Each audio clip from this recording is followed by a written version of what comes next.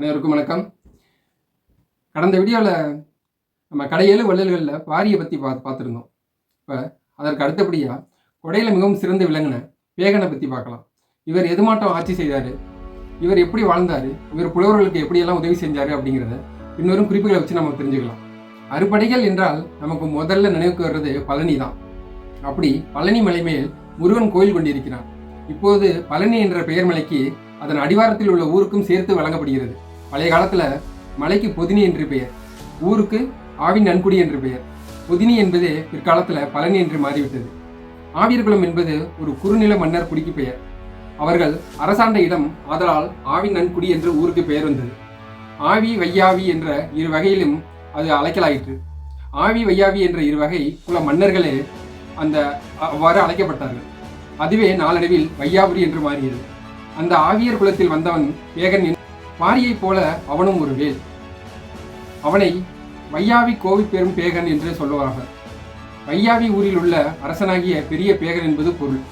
பேகன் சிறந்த கொடையாளி, புலவர்களுக்கு வாரி வாரி வழங்கும் வள்ளல். யாழை வாசித்து பாடும் பாணர்கள் வருவார்கள். அவன் அரண்மனையில் பல நாள் தங்குவார்கள். அவர்களுடைய இசையை கேட்டு பல நாள் இன்பம் பெறுவான். அவர்களுக்கு பல வகை பரிசில்களை அளிப்பான். பொன்னாளாகிய தாமரை பூவை அவர்களுக்கு அளிக்கும்படியாக தருவான். அந்த காலத்தில் பாணர்களுக்கு பொற்தாமரை அளிப்பது வழக்கம். பாணர்களிடையே அவர்கள் மனைவியார்களும் ஆடியும் மகிழ்விப்பார்கள். அவர்களுக்கு பல வகை அணிகலன்களை பரிசாக அளிப்பான். சில சமயங்களில் பாணர்களுக்கும் புலவர்களுக்கும் தேரையும் அளிப்பதுண்டு. சங்க கால புலவர்களில் தலைமையும் புகழும் பெற்றவர் கபிலர். அவர் பலமுறை பேகனிடம் வந்து சில நாள் தங்கி இருந்து சில நல்ல பாடல்களை பாடி பரிசில் பெற்று சென்றதும் உண்டு. நாம் கபிலர் என்றவுடன் நம் கூட நினைவுக்கு வருவது பரணர். தமிழ் புலவரிடம் மிக மதிப்பு வைத்திருந்தான் பேகன். புதினி மலையின் மேல் இருந்த திருக்கோயில் முருகன் எழுந்திருந்தான். மலையை சுற்றி வாழ்ந்த குறவர்கள் இடைவிடாமல் அப்பெருமாளை தொழுது வழிபடுவார்கள். மழை பெய்யாவிட்டாலும் அவனுக்கு பூசை போடுவார்கள். மழை மிகுதியாய் பெய்தாலும் மழை நிற்க வேண்டும் என்று கும்பிட்டு வழிபடுவார்கள். குறிஞ்சி நிலவலாகிய முருகனிடத்தில் அந்த நில மக்களாகிய அவர்களுக்கு சிறிதும் தளராத நம்பிக்கை இருந்தது. பேகன் அவர்களுடைய நல்வாழ்வை கண்டுகளித்தான். அவர்களுக்கு உதவிகளை செய்தான். கஷ்டமென்று வருபவர்களுக்கு இல்லை என்று சொல்லாமல் அள்ளி கொடுத்தான். அவனும் மலைமேல் உள்ள முருகப்பெருமானை அடிக்கடி வழிபட்டு வந்தான். ஆவியர் குலத்துக்கு பொதினிமலை முருகனே வழிபாடு கடவுளாக விளங்கினான். ஒரு நாள் பேகனின் வெளியிலே காலார உலாவி வர புறப்பட்டான். அவனுடன் 2 மெய்க்காவலர் சென்றனர். அது ஒரு கார்காலம். கார்காலம் என்றால் நன்கு குளிரும், பனிமூட்டம் அதிகமாக இருக்கும். மேகம் வான் முழுவதும் கப்பி கொண்டிருந்தது. குளிர்காற்று மெல்ல வீசியது. நெடுந்தூரம் சென்றவன் மீண்டும் தன் இருப்பிடத்தை நாடி வந்து கொண்டிருந்தான். அப்போது அங்கே ஒரு அழகிய காட்சியை கண்டான். மரங்கள் அடர்ந்த ஓரிடத்தில் ஒரு அழகிய ஆண்மயில் தன் தோகையை விரித்து ஆடிக்கொண்டிருந்தது. அவன் அங்கே சற்று நின்றான். மயில் தன் இயல்புபடி சர் என்று ஒளி உண்டாகும்படி தோகையை அசைத்து அப்போது குளிர்ந்த காற்றும் வீசியது. அவன் ஆடல் மகளிருக்கு பல பரிசு தருவது வழக்கமுடையவன். இப்போது ஆடுகின்ற இந்த மயில் ஆடல் மகளிரை போலதான் அவன் பார்த்து கொண்டிருந்தான். ஆனால் சர் என்ற ஒளி வருவனே, அது குளிரால் நடுங்குவதால் அது போன்ற ஒளி எழுப்புகிறதோ என்ற ஐயம் இவனுக்கு ஏற்பட்டது.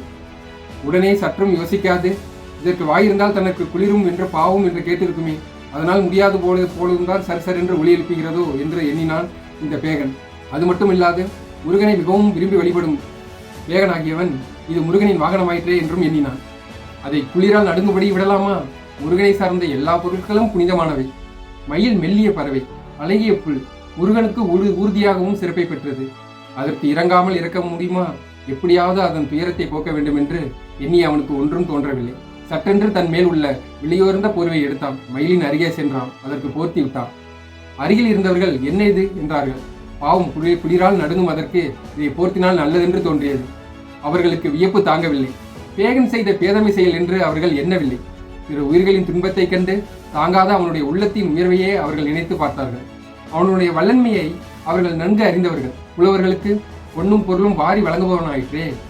பாணர்களுக்கு பரிசுகள் தருவதை கண்டு கழித்தவர்களுக்கு, கூத்தர்களுக்கு விரும்பி பொருளும் வழங்குவதை பார்த்து இன்புறுத்து அடைந்த இவர்களுக்கு இப்பொழுது இந்த மயிலுக்கு இவன் செய்த செயலை கண்டு மிகுந்த அவனுடைய குடைவலில் மேம்பட்டு திறன் தெரிந்தது. இதை அவர்கள் ஆடும் மயிலுக்கு பரிசளித்து தந்தார் என்று சொல்லுவதா, இல்லை உயிர் காக்கும் கருணை என்று சொல்வதா என்று திகைத்து நின்றார்கள் அந்த காவலர்கள். மயில் போர்வையை போர்க்குமா என்று அவன் யோசிக்கவில்லை. அது விலையுயர்ந்த மேலாடை ஆயிற்றே என்றும் அவன் தயங்கி நிற்கவில்லை. ஒரு பறவை, தன் நாட்டில் வாழும் பறவை துன்புறுவதாக எண்ணினான். அந்த கணத்திலே அவன் மனம் உருகியது. ஒன்றும் எண்ணாமல் மேலே இருந்த போர்வையை எடுத்து போர்த்தி விட்டான். மயில் பறந்து போய்விட்டது. காவலர் பேகன் அளித்த போர்வையை எடுத்து கொண்டனர். உலகுக்கு அறிவிக்க காவலருக்கு ஒரு அதிசய செய்தி கிடைத்தது. பேகனுடைய உள்ளத்தின் மென்மையை எடுத்துக்காட்டும் ஒரு நிகழ்ச்சியை அவர்கள் காணும் வாய்ப்பல்ல பெற்றார்கள். பேகன் அரண்மனையை அடைந்தான். அவனுடன் சென்ற காவலர்கள் அவன் மயிலுக்கு போர்வை அளித்த அந்த அதிசயத்தை எல்லாரிடமும் சொல்லி வியந்தார்கள். புலவர்களிடம் புகழானான். புலவர்களுக்கு ஒரு செய்தி தெரிந்தால் சும்மா விடுவார்களா என்ன? தன்னுடைய பாவினால் பேகன் புகழை முழங்கினார்கள். பரணர் அந்த அரிய செயலை பாராட்டினார். மயில் மேலாடையை உடையாக உடுக்குமா? அன்றி மேலே போர்வையாகத்தான் போர்த்தி கொள்ளுமா? இது பேகனுக்கு தெரியாதா? தெரியும். ஆனால் அந்த சமயத்தில் அவன் கருணை உள்ளம் உருகியது. தன் படாத்தை மயிலுக்கு அளித்து விட்டான் என்று பாடினார். இன்னாருக்கு இன்னது கொடுக்க வேண்டும் என்பதை எண்ணிக்கொண்டிராமல் கிடைத்ததை நினைத்த போதே கொடுக்கும் மடமைதான் கொடை மடமை. இதை மடமை என்று சொல்ல முடியாது. கொடையிலும் யோசிக்காமல் கொடுப்பது. மடம் என்பதற்கு அறியாமை என்று பொருள். இது சரியா தவறா என்று ஆராயும் அறிவுக்கு இடம் கொடுக்காமல் உள்ளத்தில் கொடுக்க தோன்றும் போது கொடையை மடமுடையவர்கள் கொடுத்து விடுவார்கள். பேகன் மயிலின் இயல்பை அப்போது சிந்தித்து பார்க்கவில்லை. போர்வையை வழங்கிவிட்டான். இந்த கொடை மடத்தை பரணர் பாராட்டினார். தண்ணீரே இல்லாமல் போன குளத்தில் மழை பெய்கிறது. அகன்ற வயலிலும் மழை பொழிகிறது. சிறிதும் பயன்படாத உப்பு நிலத்திலும் மழை பெய்கிறது. இங்கேதான் பெய்ய வேண்டும், இங்கேதான் பெய்யக்கூடாது என்று அந்த மழை என்றும் நினைப்பதில்லை. அதுபோலதான் பேகன் செய்த இந்த செயலும் அவன் செய்த இந்த குடையும் அது போன்றதுதான் என்று பரணர் பாடினார். மண்ணுலகம் ஃபுல்லும் அவனை வியந்து பாராட்டியது. இவ்வாறு புகழ்பெற்ற பேகனுக்கு கண்ணகி என்ற மனைவி இருந்தார். ஆடல் கலையில் வல்ல ஒரு விரலியின் ஆட்டத்திலும் பாடலிலும் அவன் ஈடுபட்டான். அதனால் மற்ற காரியங்களை கூட மறந்திருந்தான். அந்த விரலியும் சில காலம் ஆவி நன்குடியில் தங்கியிருந்தார். இது சம்பந்தமாக கண்ணகிக்கு கணவன் மேல் ஐயம் உண்டாயிற்று. அதனால் சிறிது கோபம் எழுந்தது. அதை ஊடல் என்பார்கள். எப்படியோ அந்த சிறிய ஊடல் பெரிதாக வளர்ந்து விட்டது. பேகன் தன் மனைவியை ஒரு மாளிகைக்கு அனுப்பி அங்கேயே இருக்கும்படி சொல்லிவிட்டான். அவள் உணவு, உடை முதலியவற்றை பெற ஏற்பாடுகள் செய்தான். ஆனால் அவளை போய் பார்க்கவில்லை. இந்த செய்தி முதலில் யாருக்கும் தெரியாது. பிறகு மெல்ல மெல்ல பேகனுடைய உறவினருக்கு தெரிந்தது. கண்ணகி தன் கணவனுடைய சினத்துக்கு ஆளாகி தவித்தாள். அவளுக்கு பேகனுடைய அன்பு இனி கிடைக்குமோ என்ற ஏக்கம் வந்துவிட்டது. வாழ்க்கையே துளைத்து விட்டதாக எண்ணி மருகினாள். பேகனிடம் கூறி அவள் சினத்தை மாற்ற வேண்டும் என்ற எண்ணம் அங்கு அவனுடன் பழகுகிற யாருக்கும் நினைத்தார்கள்.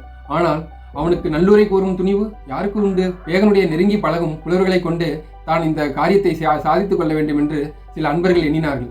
ஒரு சமயம் பரணர் வந்தார். அவருடன் கபிலரும் வேறு சில புலவர்களும் வந்தார்கள். பரணரை நன்கு அறிந்தவரும் பேகனுடைய நண்பருமாகிய ஒருவர் அப்புலவரை சந்தித்து நிகழ்ந்ததை சொன்னார். எப்படியாவது கண்ணகியை மீண்டும் பேகனோடு வாழும்படி செய்தார்.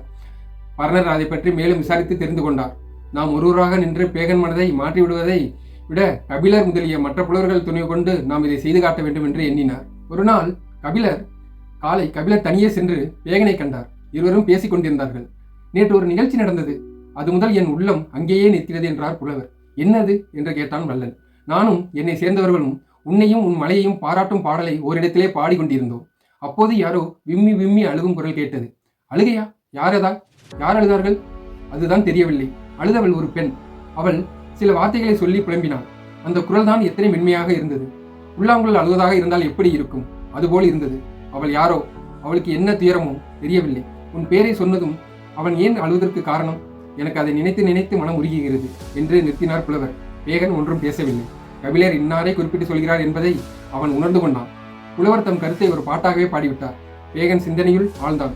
சரி, நான் போய் வருகிறேன் என்று சொல்லி அவர் விடை பெற்றுக் கொண்டார். சிறிது நேரம் சென்று பரணர் வந்தார். இன்று ஒரு புதிய பாடல் பாடி வந்திருக்கிறேன் என்று சொல்லிக்கொண்டே வந்தார். பேகன் சிறிதே தெளிவு பெற்று வாருங்கள் வாருங்கள் என்றான். அவர் அமர்ந்தார். அந்த பாடலை பாணன் பாடியதாக பாடியிருக்கிறேன் என்றார். எங்கே சொல்லுங்கள் கேட்கலாம். பாட்டை அவர் சொன்னார். அதுவும் கண்ணகியின் துயரத்தை சொல்வதாகவே இருந்தது. நீ இறங்காமல் இருப்பது கொடுமை. நாங்கள் யாழை சரிபடுத்திக் கொண்டு செவ்வழி பண்ணிலே உன் காட்டின் பெருமையை பாடினோம். அப்போது நெய்தர் பூ போன்ற கண்ணிலிருந்து நீரை விட்டு கொண்டிருந்த ஒருத்தி வந்தாள். நாங்கள் அப்பெரும்பாட்டியை வணங்கி எங்கள் பெருமானுக்கு உறவினனோ என்று கேட்டோம். அவள் தன் மெல்லிய விரலால் கண்ணீரை துடைத்துக் கொண்டாள். நான் அவனுடைய உறவினால் அல்ல, அவனுக்கு என்னை போல் வேறொருத்தி உருவாகி விட்டாள் என்று சொல்லிக் கொண்டிருந்தார். இவ்வாறு அந்த பாடல் கூறியது. அதை கேட்டதும் பேகன் தலையை தாழ்த்தி கொண்டான். மறுபடியும் ஒரு பாடலை பாடினார் பரணர். மயில் நடுங்குமென்று உள்ளமிறங்கி மேலாடை உதவிய பேகனே, தாங்கள் இப்போது உன்னை அணுகியதற்கான காரணத்தை கேள். எங்களுக்கு பசி இல்லை, தாங்க வேண்டிய குடும்ப பாரமும் இல்லை. இங்கே வந்தது இசைப்பாடி பெற விரும்பிய பரிசில் ஒன்று உண்டு. அந்த பரிசிலை நீ அருள வேண்டும்.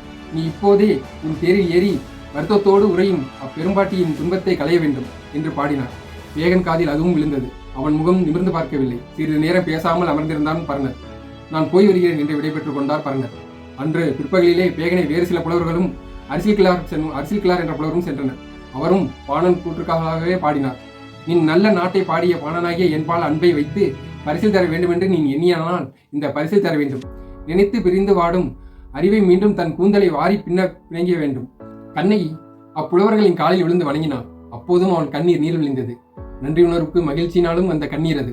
இவ்வாறு பேகன் அப்பொழுது உழவர்களின் சொல்களால் எப்பொழுதும் கேட்பவனாயிருந்தான். இப்படி போற்றப்பட்டவன் தான் பேகன். இறுதி நாட்களில் தான் மண்ணையும் மக்களையும் நீண்ட நாள் ஆட்சி புரிந்து அவர்களுக்கு நன்கொடையும் செய்தான் பேகன்.